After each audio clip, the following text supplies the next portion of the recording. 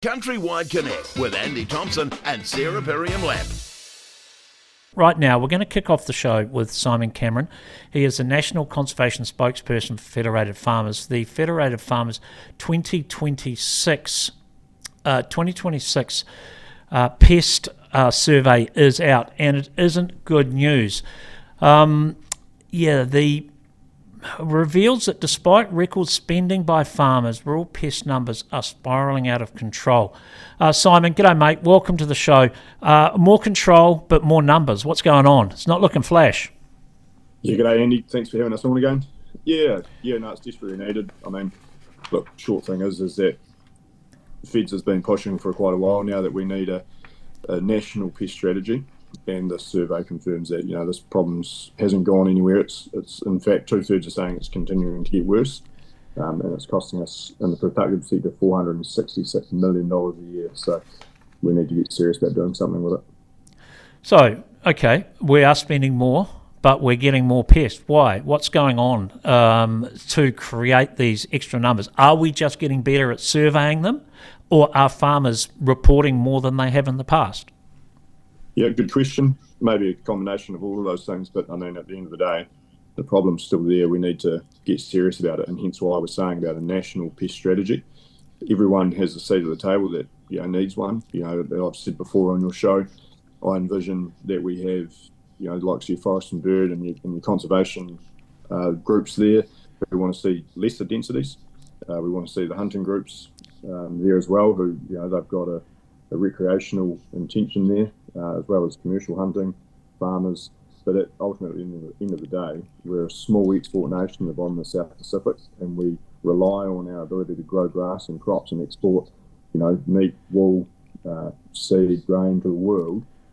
We can't have that impacted on by these pests.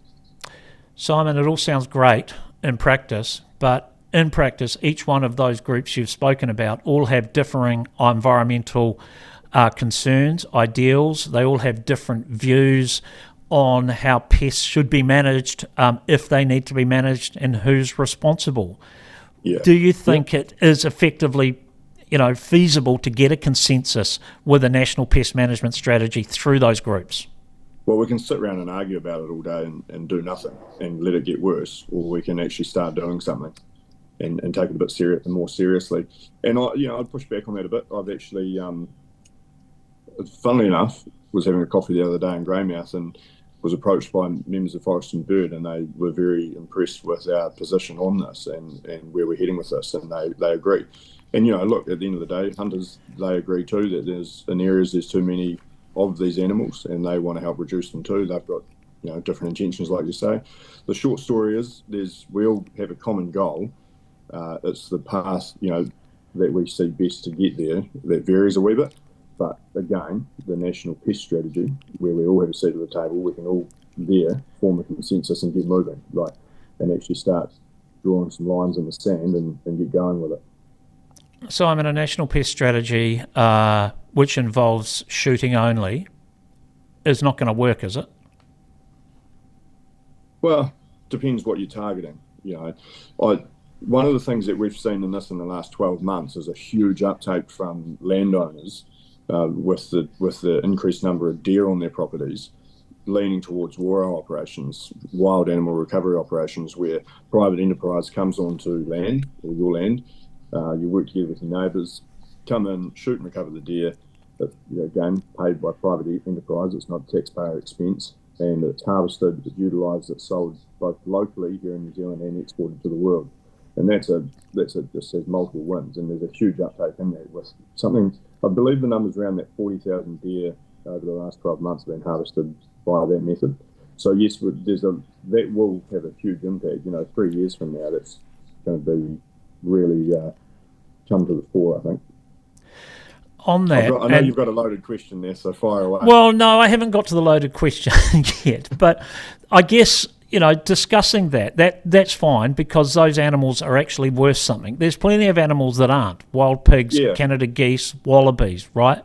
They need to, and possums, they need to be controlled. And I suppose if we're getting down to it, stoats and ferrets, those are pests that do not have any value, really, speaking about it, for recovery, for an economic value. So those animals need to be controlled. Coming back to... Can I jump in there then? Because it's an important point you raise. Without getting too far into the detail, it's important to note that by enabling a Waro operator to come onto your farm and shoot the deer, if you, for example, if you're doing over 100 per farm, there's high densities, there's a trade-off there, So what we often do, a little bit of a Waro hat on at the same time here, but instead of, if there was anything to be paid to the farmer, what farmers are doing are taking a trade and getting us to cull, for example, goats, pigs, Canadian geese, those type of things that we can actually control with a helicopter, tar as well. And we can do it very effectively given the right conditions. And sometimes, for example, with tar, you wait until the right time of the year where there's plenty of snow around and you can go and do it viably and effectively. And so it's about getting the conditions right. That's getting too far into the detail. There's the smaller ones, like you say, rats and mice. Possums. I'm not aware of anyone shooting possums out of a helicopter yet. So if they have, I'm sure it wasn't viable. No, we know it's not viable for that. But I guess then, let's get serious. There's been a lot of control done on possums, stoats, ferrets over the years with the by-kill from the 1080 TB control. We know that TB is getting under control. We know that is going to be pulled back, that kill. Is it time then? Well, the herd numbers are getting, the infected herd numbers are getting back. I've had discussions with them saying that they are going to switch now to containment as opposed to, and keeping them out of the areas, right? Keeping the clear areas clear effectively. So if that's the case, are we not just going to see a massive explosion in numbers then, where they've effectively been kept under control by the use of 1080 over the years? Sorry, you actually paused on me a little bit there halfway through, but I think the question is around 1080 and TB control. So, look, our stance on that is, in mine in particular, I don't think, to my knowledge, Feds is an actual Feds policy on our position on 1080. But the reality is that no one really wants to see the stuff going on blanket over New Zealand, right?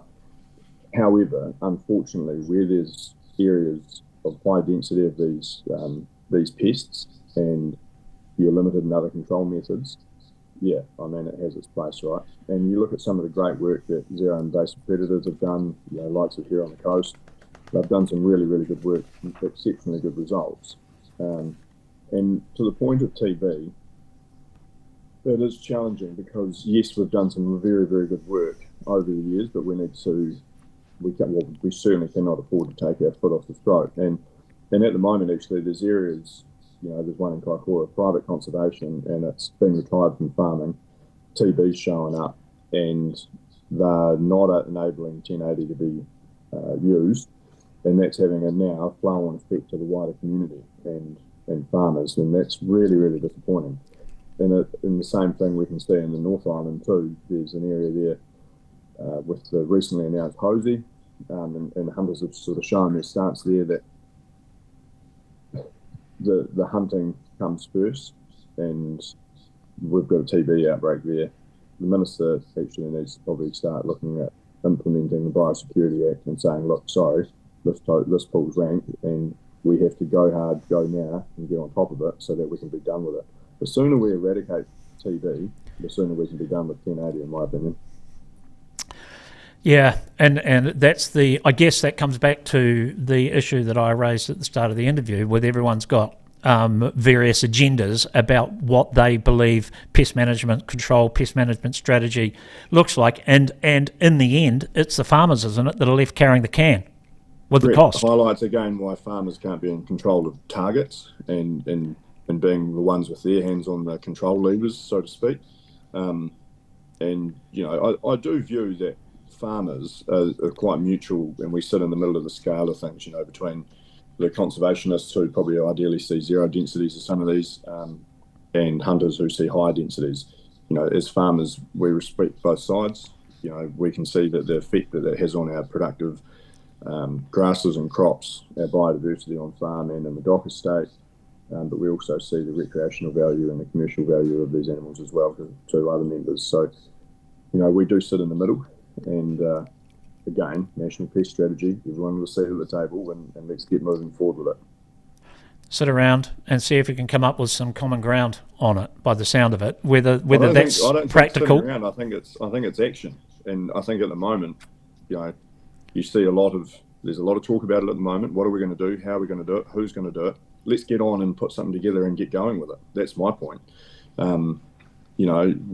think we're all sick of seeing it remain and in some cases get worse. So we need to have clear guidelines there and get on with it. Yeah, I didn't mean sit around and do nothing. I mean actually get together and do something.